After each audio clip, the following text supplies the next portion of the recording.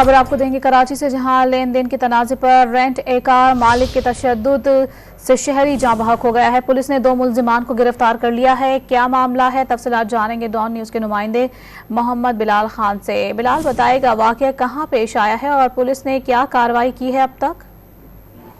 बिल्कुल, देखिए शहर में बासर अफराद की जानिब से अपनी अदालत लगाने का वाक़या पेश आया। पुलिस की जानिब से बताया गया है कि गुज़श्ता रोज नागन चुरंगी के करीब रेंटा कार के दफ्तर में एक शख्स की बदतरीन तशद्दुद लाश मिली थी। वाक़ये की वीडियो भी सोशल मीडिया पर वायरल हुई थी।